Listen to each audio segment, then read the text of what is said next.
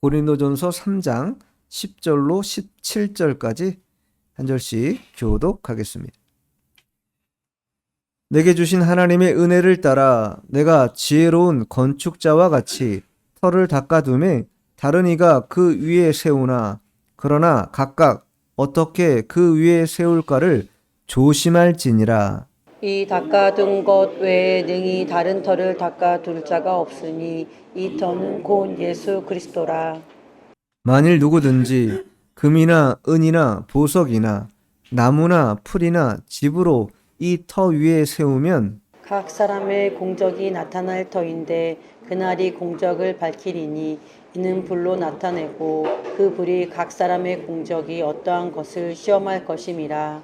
만일 누구든지 그 위에 세운 공적이 그대로 있으면 상을 받고 누구든지 그 공적이 불타면 해를 받으리니 그러나 자신은 구원을 받되 불 가운데서 받은 것이니라. 너희는 너희가 하나님의 성전인 것과 하나님의 성령이 너희 안에 계시는 것을 알지 못하느냐.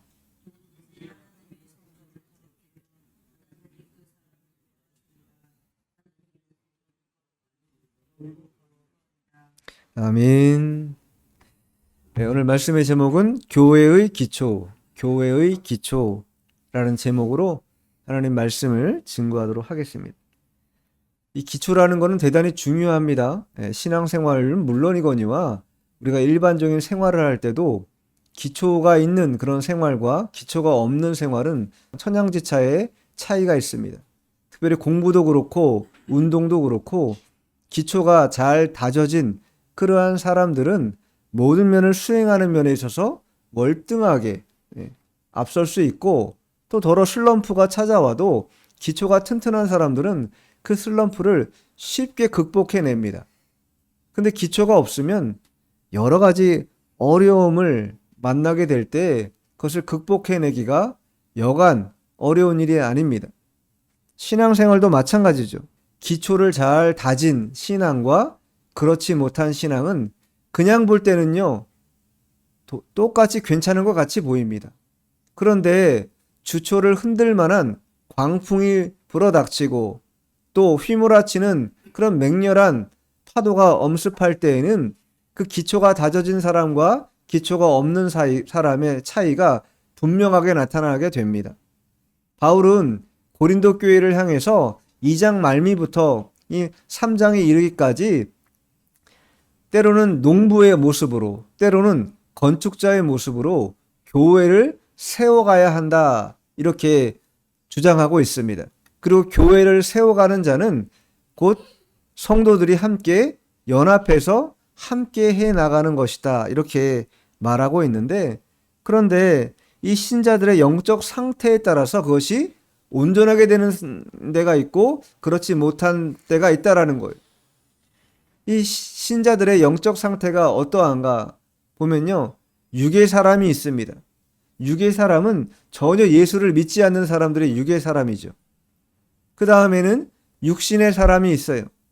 육신의 사람은 예수를 믿긴 믿어도 여전히 세상 사람들과 별반 다르지 않는, 변화되지 않는 그런 모습을 가진 자가 바로 육신의 사람이다. 세 번째, 신령한 사람이 나옵니다.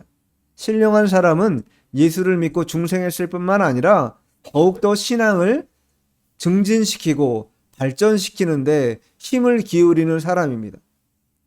어떠한 사람들이 교회의 많은 부분을 차지하느냐에 따라서 교회가 잘 세워지기도 하고, 또한 그것이 잘 세워지지 않는 영적인 미숙함을 보이기도 합니다. 이 고린도 교회가 여러 면에서 영적인 미숙함을 보였던 것은 육신적으로는 뛰어난 사람들이 많았어요. 자랑할 만한 일들이 많았습니다. 그런데 영적으로는 대단히 미숙해서 교회를 세워가는 게 어려운 그런 상황에 놓여 있다라는 거예요. 그래서 바울이 편지를 통해서 신자들의 영적 상태, 그것에 대해서 다시 한번 이야기하면서 교회 지도자들의 올바른 그런 자세나 그런 태도를 우리에게 보여주고 있는 것입니다. 바울은 자신이 건축자로서 은혜를 따라서 이 일들을 감당했다 이렇게 말합니다. 우리가 모든 일을 특별히 교회 일을 행할 때 은혜를 따라 행하는 게 대단히 중요합니다. 우리는 우리 힘으로 하고 우리 노력으로 하려고 하지만 그러나 힘이나 노력이 아닌 하나님의 은혜를 따라 할 때 그때 비로소 하나님의 일들이 교회 안에도 나타나게 됩니다. 자, 그럼 10절 한번 읽어보죠. 10절. 내게 주신 하나님의 은혜를 따라 내가 지혜로운 건축자와 같이 터를 닦아 두매 다른 이가 그 위에 세우나 그러나 각각 어떻게 그 위에 세울까를 조심할지니라. 내게 주신 하나님의 은혜를 따라 바울은요 자신이 예수님을 핍박하는 사람이었는데 예수님께서 자신을 만나 주셨고 또 예수님을 통해서 하나님께서 그를 이방인의 사도로 세우는 그런 은혜의 역사가 나타나게 된 것, 그것에 대해서 뭐라고 여겼냐면 그것이 바로 하나님의 은혜다 이렇게 지금 말하고 있는 거예요. 은혜다. 자신이 그것을 받았기 때문에 지혜로운 건축자가 되었다라는 거예요. 하나님의 뜻을 따라서.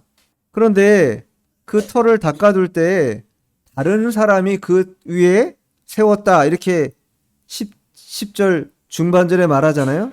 이 다른이라는 건 누구냐면 아볼로를 뜻하는데 3장 6절 한번 읽어보죠. 3장 6절. 나는 심었고 아볼로는 물을 주었을 때 오직 하나님께서 자라나게 하셨나니. 바울이 심었어요. 고린도 교회를 개척했습니다. 근데 아볼로가 물을 줬다라는 것은 아볼로가 여기에 힘을 기울여 가지고 목회를 감당했다 이 얘기 아닙니까? 그러니까 바울 입장에서는 그것을 뭐예요? 받아들였다라는 거예요. 용납했다는 거예요. 어떻게 해서든지 간에 교회가 세워지면 되는 것이지 자기가 꼭 했다고 해서 자기만 해야 된다? 그런 욕심은 갖고 있지 않았다라는 거예요. 우리는 항상 우리가 해야 한다, 내가 해야 한다라고 하는 욕심을 부릴 때가 있는데 하나님은 그렇게 말씀하지 않는다라는 거예요. 항상 서로 같이 협력하여서 교회를 세워가는 것이 중요한 일이지 꼭 독점적인 사람이 독점해서 해야 된다. 그거는요 옳지 못하다라는 거예요. 그런데 바울이 여기에서 한 가지 우리에게 당부하고 있는 게 있는데 뭐냐면 각각 어떻게 그 위에 세울까를 조심하라. 조심하라는 거예요. 조심하라. 우리가 건축자로서 이 교회를 세워나가는데 함께 협력하는 자들입니다. 근데 그 세울 때 우리가 막무가내로 아무거나 그렇게 세워서는 안 된다라는 거예요. 그걸 조심해야 한다라는 거예요. 무엇으로 세워야 될 것인가?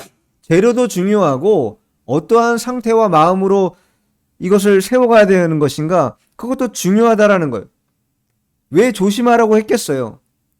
많은 사람들이 대부분 인간적인 방법으로 이 문제를 해결하려고 하기 때문이에요. 왜냐하면 그게 본성이거든요. 본성이 나가게 되었어요. 집에 있어도 본성이 나오지만 교회에 와도 본성이 드러나는 경우가 많다라는 거예요. 그래서 본성으로 교회를 세워나가다 보면 어떻게 됩니까? 온전하게 주초 위에 튼튼하게 세운 집을 지을 수가 없게 돼요. 그래서 바울은 어떻게 세울까를 조심해라 이렇게 말한 것이 실제로 사도행전 20장 32절에 보면 바울이 에베소 교회 장로들에게 뭐라고 말합니까? 지금 내가 여러분들을 주와 및 그 은혜의 말씀에 부탁한다 이렇게 당부하고 있어요. 교회를 자신이 떠나게 되므로 이제 어떻게 누가 보호하고 교회를 누가 주장하고 누가 인도해 나갈 것인가 이것에 대해서 답할 때에 사람이라고 말하지 않고 있다라는 거예요. 교회는 주님과 하나님의 말씀이 주장하고 그것이 보호하고 지키는 그러한 기관임을 분명히 하고 있어요. 그렇다면 교회를 세워나가는 재료 또한 무엇이겠습니까? 하나님의 말씀이고 또한 주님의 역사라는 거예요. 단지 우리는 무엇입니까? 우리는 도구로서 그 일에 참여하는 것이에요. 도구이고 종이기 때문에 종이 자랑할 게 있겠습니까? 도구가 자랑할 게 있겠습니까? 자랑할 거 없습니다. 주님과 하나님의 말씀이 교회를 세워가는 것이다. 이것을 우리가 명확히 깨달아야 합니다. 그리고 우리 모두는 다 도구이기 때문에 그 도구됨만 충실히 충성스럽게 해내면 된다. 자, 그러면서 11절, 본문 11절이죠. 읽어보죠. 시작. 이 닦아둔 것 외에 능히 다른 터를 닦아둘 자가 없으니 이 터는 곧 예수 그리스도라. 터를 닦아두고 그 터 위에 집을 짓는데 그 터가 뭐냐라고 말할 때 바울이 뭐라고 말해요? 하반절에 곧 예수 그리스도다. 터라는 건 뭐예요? 집안이잖아요. 땅이잖아요. 네. 그 터가 튼튼하고 단단해야 건축물을 지어도 어떻습니까? 흔들림이 없겠죠? 근데 만일 모래 위에 집을 지은다고 생각해 보세요. 모래 위에 집을 지으면 어떻겠어요? 언제 어떻게 무너질지 모르는 거 아니에요. 그렇기 때문에 이 터라는 것은 예수 그리스도, 그 십자가 복음, 그 위에다 우리가 건축물을 세워야 한다. 왜 그렇습니까? 복음이라는 건요, 구원받을 다른 이름을 주지 않았기 때문이에요. 구원받을 다른 이름을 하나님이 주지 않았어요. 오직 예수 그리스도라고 하는 그 이름만 우리의 구원의 유일한 길이요, 진리요, 생명이 되기 때문에 그 길만 우리가 잘 닦아둔 그 길 위에 집을 지으면 된다는 것입니다. 만일 그리스도 예수라고 하는 이 터가 아닌 다른 터 위에 집을 짓는다는 건요, 어떤 의미냐면 거짓으로 집을 짓는 것이고 허위로 집을 짓는 것과 똑같습니다. 거짓과 허위는요, 결과론적으로 어떻게 되느냐? 무너지기 마련입니다. 결국은 무너지게 돼 있어요. 아무리 휘황찬란하고 멋들어져 보여도 결국은 그것은 무너지기 마련이에요. 그러나 우리가 집을 짓는 이 터는요, 무너지는 터입니까? 무너지는 터 아닙니다. 경고할 뿐만 아니라 시험도 받은 터라고 성경이 증거하고 있어요. 자, 이사야서 찾아볼게요. 28장 16절. 그러므로 주 여호와께서 이같이 이르시되 보라 내가 한 돌을 시온에 두어 기초를 삼았노니 곧 시험한 돌이요 귀하고 견고한 기초돌이라. 그것을 믿는 이는 다급하게 되지 아니하리로다. 하나님이 말씀하세요. 한 돌을 시온에 뒀다. 그거를 기초로 삼았다라는 거예요. 터를 삼았다라는 거예요. 근데 그 터가 어떤 터냐? 어떠한 기초석이냐 하면 어떤 기초석이에요? 시험받은 돌이라는 거예요. 시험받은 돌. 시험받은 돌이라는 건요, 신뢰할 만하다. 충분히 신뢰해도 괜찮다라는 돌이고, 뿐만 아니라 그 돌은 견고하다라는, 견고하다. 그렇기 때문에 시험받은 돌이신 예수님, 견고한 돌이신 예수님을 기초로 삼아 집을 짓는다면 하반절에 뭐라고 말합니까? 다급하게 되지 않는다라는 거예요. 풍파가 아무리 불어도 다급해져요, 안 다급해져요? 다급해질 일이 없다라는 거예요. 너무 튼튼하게 지어졌기 때문에. 그래서 터가 대단히 중요한 거예요. 교회 기초의 터는 누구예요? 예수 그리스도다. 예수 그리스도의 터 위에 우리가 건축물을 지을 때 비로소 다급해지는 일이 없습니다. 동요하지 않아요. 언제나 평정심을 유지하며 신앙 안에서 이기고 나아가는 삶을 살 수 있게 됩니다.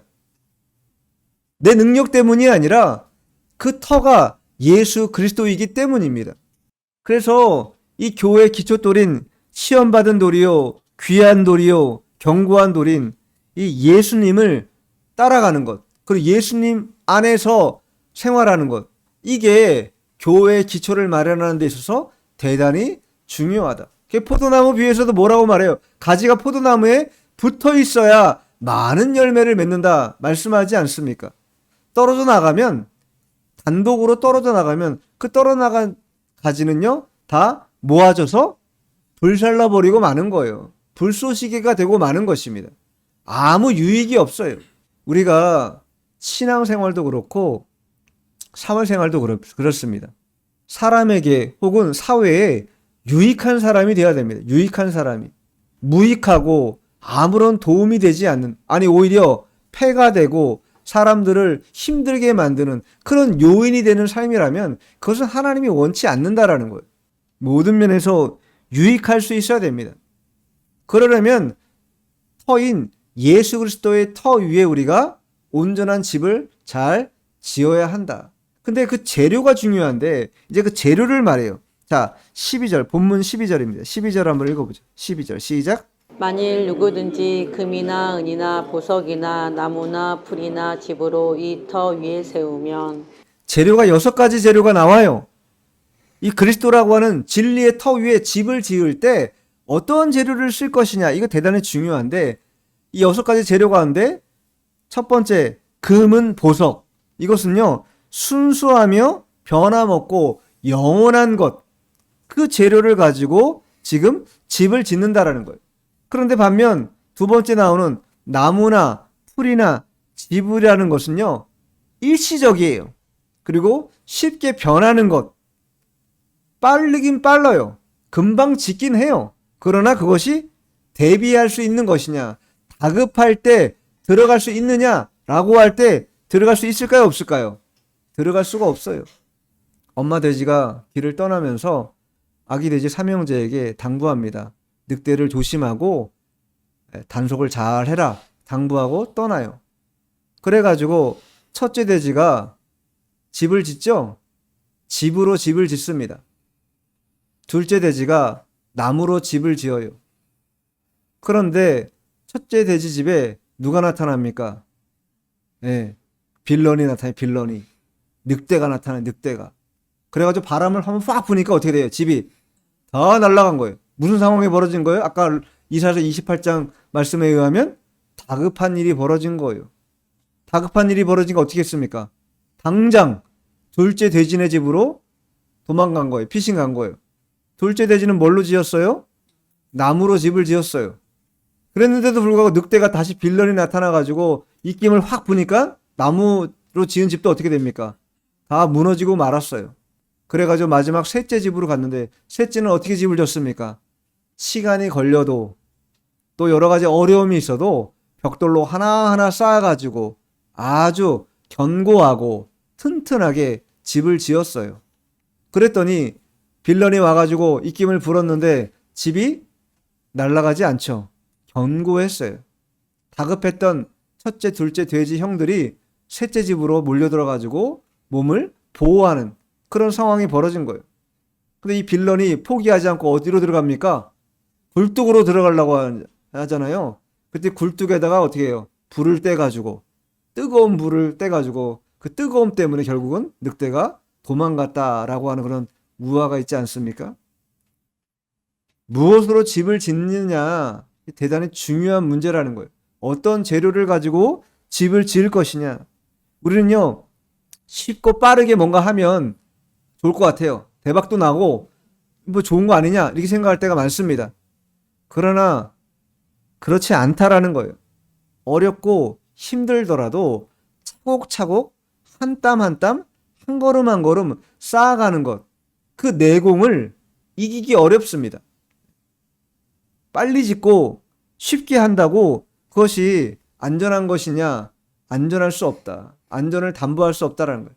다급한 일이 생기면요, 도망갈 길밖에 나타나지 않아요. 그런 집은. 그러나 금이나 은이나 보석으로 지은 집은 너무나 견고하고 튼튼하기 때문에 다급한 사람들이 피난처처럼 들어올 수 있는 공간이 되는 곳이지 다급한 공간이 되지 않는다라는 거예요. 그래서 이 건축 자재를 뭘로 쓸 것이냐도 대단히 중요합니다. 금이나 은이나 보석이라고 하는 건축 자재는 무엇이겠습니까? 인본주의 아니라는 거예요. 인간 중심의 방편이나 방법이 아니고 정통의 방법, 하나님의 말씀과 또한 성령의 주장, 이 방법을 가지고 뭐예요? 교회의 건축물을 세워가는 것. 그게 바로 금이나 은이나 보석으로 세운 건축물의 위용이라는 거예요. 흔들림이 없는 견실하고 튼튼한 집을 지을 수 있을 때 나타나는 재료인 것입니다.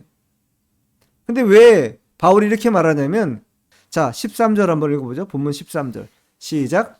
각 사람의 공적이 나타날 터인데 그날이 공적을 밝히리니 이는 불로 나타내고 그 불이 각 사람의 공적이 어떠한 것을 시험할 것임이라. 각 사람의 뭐가 나타나요? 공적이, 옛날 성경에는 공력이라 해요. 공력. 네. 외부에서 오는 힘의 작용이 나타나게 된다라는 거예요. 이건요, 큰 의미로는 예수 재림 때 나타날 불시험을 말하는 것인데, 그러나 그 앞에도 우리가 신앙생활하는 가운데도 아까도 말한 것처럼 재앙이라든가 박해라든가 빌런을 만나요, 안 만나요? 만나게 된다라는 거예요. 다급한 상황이 벌어지게 된다라는 거예요. 그러나 그때 우리가 공적이 나타날 그때에, 불시험이 일어날 그때에 그것을 통해서 해를 받냐, 해를 받지 않냐, 그것은 준비가 어떠냐에 따라서 달라진다라는 거예요. 근데 이거는 앞에 뭐라고 썼어요? 각 사람의 공적이 나타난다.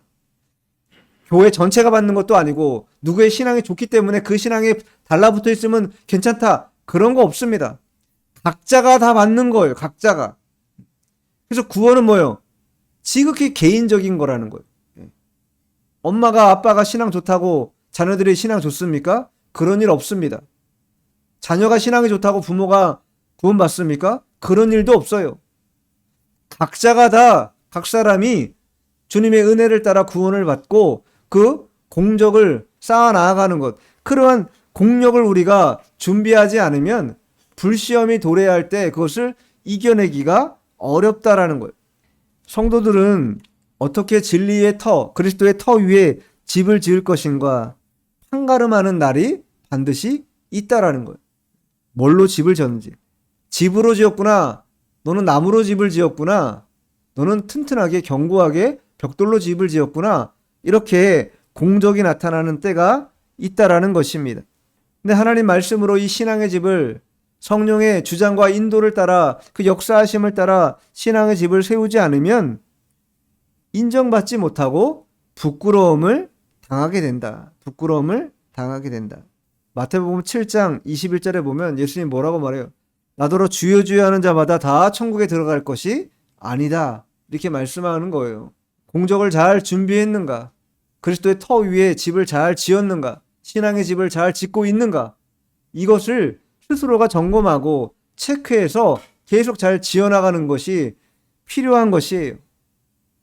자, 본문 14절, 15절 읽죠. 14, 15 시작. 만일 누구든지 그 위에 세운 공적이 그대로 있으면 상을 받고 누구든지 그 공적이 불타면 해를 받으리니 그러나 자신은 구원을 받되 불 가운데서 받는 것 같으리라. 공적이 나타날 때, 즉 불시험이 나타날 때 어떠한 상황에 따라서 달라진다. 공적이 그대로 있으면 뭐예요? 상을 받고 공적이 불타면 해를 받는다. 해를 받지만 구원에서 떨어진다. 그게 아니라 구원을 받지만 부끄러운 구원을 받게 된다. 이 얘기 지금 하고 있는 거예요. 공적이 그대로 있다라는 건 뭐예요? 하나님의 상급을 받는다라는 거예요. 상급을 받는다. 그래서 우리가 이 환난의 때, 고통의 때, 자, 고린도전서 15장 마지막 절 찾아보세요. 58절인가? 그렇죠. 58절. 고린도전서 15장 58절 읽어보세요. 그러므로 내 사랑하는 형제들아 견실하며 흔들리지 말고 항상 주의 일에 더욱 힘쓰는 자들이 되라. 이는 너희 수고가 주 안에서 헛되지 않은 줄 알미라. 너희 수고가 주 안에서 헛되다 그랬어요? 헛되지 않다 그랬어요? 헛되지 않다. 너희 수고가 전혀 땅에 떨어지는 법이 없다. 그러니 견실하고 흔들리지 말고 견고하게 그리스도의 터 위에 집을, 신앙의 집을 잘 지어나가라 라는 거예요. 그러면 상급이 있다. 이 얘기 지금 하고 있다라는 거예요. 모든 사람이 각각 자신이 일한 대로 받는 것이에요. 엄마가 일한 대로 자녀가 받지 않습니다. 각각 다 남편이나 아내나 각각 받는 거예요. 각각. 자기가 한 만큼 받는 겁니다. 그렇기 때문에 집을 짓는 노력을 부단히 하는 것도 대단히 중요하지만 그러나 집을 지을 때 어떠한 재료로 집을 지을 것인가가 훨씬 더 중요하다. 그래서 구원은 믿음에 관한 것이지만 이 행위는 뭐예요? 상급에 관한 것이다. 이신칭이라고 하고 이행득상이라고 말하잖아요. 믿음으로 말하면 구원받지만 의롭다 칭함받지만 이행득상은 뭐예요? 행함으로 상을 받는다. 행함으로 상을 받는다. 그래서 교회는요, 이 진리와 터 위에 기둥을 세웠다 이렇게 말해요. 자, 디모데전서 한번 찾아보세요. 디모데전서 3장 15절. 만일 내가 지체하면 너로 하여금 하나님의 집에서 어떻게 행하야 할지를 알게 하려 함이니 이 집은 살아계신 하나님의 교회요 진리의 기둥과 터니라. 하나님의 집이 어디라고요? 하나님의 교회고 그 교회는 뭘로 구성되어 있는가? 진리의 기둥과 터로 구성되어 있다. 진리의 기둥과 터가 뭐예요? 네, 하나님의 말씀, 구약의 선지자들과 모세 율법과 또 신약시대에 주신 하나님의 말씀, 이것이 바로 진리의 기둥과 터가 된다라는 거예요. 교회는 그것으로 집을 짓는 곳이다. 우리가 다 그 집을 짓는데 협력자입니다. 어떤 이들은 어떤 봉사를 통해, 어떤 이들은 또 다른 봉사를 통해 각자가 다 협력자요 도구로서 하나님께 쓰임 받으며 집을 세워나가는 자라는 것을 우리가 명심해야 됩니다. 자, 본문 16절 읽어보죠. 본문 16절 시작. 너희는 너희가 하나님의 성전인 것과 하나님의 성령이 너희 안에 계시는 것을 알지 못하느냐. 구약시대의 성전은요, 언제나 하나님의 영광이 가득한 그러한 곳이었습니다. 왜 그랬는가? 하나님의 임재가 있는 곳이기 때문에. 임재가. 우리들도 마찬가지죠. 우리 하나님의 임재가 있을 때 그 임재를 통해 하나님의 영광이 드러나는 거예요. 임재가 있다라는 것은 우리가 통치를 받는다라는 것이고 하나님의 은혜 가운데 있다라는 것을 반증하는 것입니다. 그러니까 성도들은 그 성령의 전이라는 것을 명심하고 항상 그 성령의 인도와 주장을 받기를 힘을 기울여야 돼요. 이 사실을 항상 믿고 있어야 합니다. 요한일서 4장 13절에 보면 그의 성령을 우리에게 주심으로 우리가 그 안에 거하고 그가 우리 안에 거하시는 줄을 아느니라. 주님께서 우리에게 성령을 주셔서 그 성령이 우리 안에 거하고 그가 우리 안에 거하시는 줄을 우리가 또한 안다라는 거예요. 중생한 자들이면 안다라는 거예요. 성령이 우리를 주장하고 있고 인도하고 있다라는 것을 안다. 만일 교회 안에 성령의 주장과 인도를 받는 그러한 심령이 깨어 있다면요, 분쟁의 요소는 없을 것입니다. 사실 이 모든 문제를 야기하고 있는, 바울이 이야기하고 있는 그 첫 원점으로 가보면 무슨 이유냐면 교회에 분쟁과 다툼이 있었기 때문이에요. 쉬운 말로 교회가 막 싸우고 있다라는 거, 서로 당파를 지어가지고 나는 아볼로파다, 나는 바울파다, 나는 게바파다, 아니 나는 그리스도파다, 난 정통파다, 이런 식으로 4분의 1로 찢어지고 싸우고 있자 바울이 지금 이야기해. 너희들 싸우는 자들, 너희들의 성령에 거하는, 여기 뭐라고 말해요?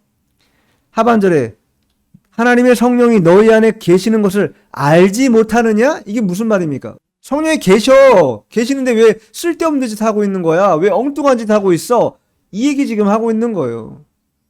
다툰다라는 것은 너희들이 아직까지 육신에 속한 자라는 거예요. 신령한 자들의 영역에 나아가지 못했다라는 것을 말하는 것입니다. 중생한 영혼은요, 그래서 항상 성령이 내주하심 뿐만 아니라 그 내주하심을 통해서 우리가 하나님의 성전임을 뭐예요? 자각하는 자들입니다. 자각. 그래서 항상 깨어 있는 거예요. 항상. 분별하려고 애를 쓰는 거예요. 나름 힘을 기울이는 겁니다. 우리의 신앙을 담보하기 위해서. 근데 성령의 주장을 받지 않는다? 그것은 하나님의 뜻을 어기는 것과 똑같은 불신앙적인 일인 것이. 그래서 교회는요, 다퉈서는 안 됩니다. 다툴 만한 일이 있어도 누구든지 신령한 자로 여기는 자가 있다면 그 자가 뭐예요? 참아야 돼요. 그것을 뭐예요? 수납해야 돼요. 받아들여야 돼요. 그런데 그것을 받아들이지 못하면 어떻게 됩니까? 다투게 되는 것이에요. 자, 마지막 17절 읽어보죠. 시작. 누구든지 하나님의 성전을 더럽히면 하나님이 그 사람을 멸하시리라. 하나님의 성전은 거룩하니 너희도 그러하니라. 더럽히는 행위가 뭐예요? 다투고, 교회 안에서 다투고 분쟁하는 거, 그게 바로 뭐예요? 더럽히는 행위라는 거예요. 근데 이 더럽히다라는 행위는요, 다른 말로는 파괴한다, 이런 뜻이에요. 파괴한다. 아니, 하나님의 성전으로 부름받은 중생한 영혼들이 오히려 그 성전을 파괴하는 일로 부름을 받았다라는 게 말이 됩니까? 언어 도단이잖아요. 이율 배반이잖아요. 있어서는 안 되는 일 아니겠습니까? 근데 실제로 이런 일이 벌어진다라는 거예요. 분쟁의 일들이. 근데 분쟁의 일들을 살펴보면요, 다 무엇입니까? 다른 거로 교회에 분쟁 나타나지 않습니다. 항상 이해관계가 얽히면 그때부터 분쟁이 나오고 그 분쟁이 내 이익을 더 주장하는 쪽으로 기울어지게 돼 있어요. 어느 쪽이든. 그래서 내려놓으라는 거예요. 오리를 가자 했는데 심리를 더 가자고 하면 어떻게 하라 그랬어요? 심리를 더 가라는 게 주님의 뜻이에요. 그런데 그것도 안 하려고 한다라는 거 아닙니까? 그렇게 해서는 신령한 자의 모습을 갖지도 못할 뿐만 아니라 하나님의 성전으로서의 거룩함을 표현할 수도 없다. 표현할 수도 없다. 성도는 세상의 죄악에서 떠나 거룩한 생활을 해야 되는 그런 자들입니다. 그래서 하반절에 뭐라고 썼어요?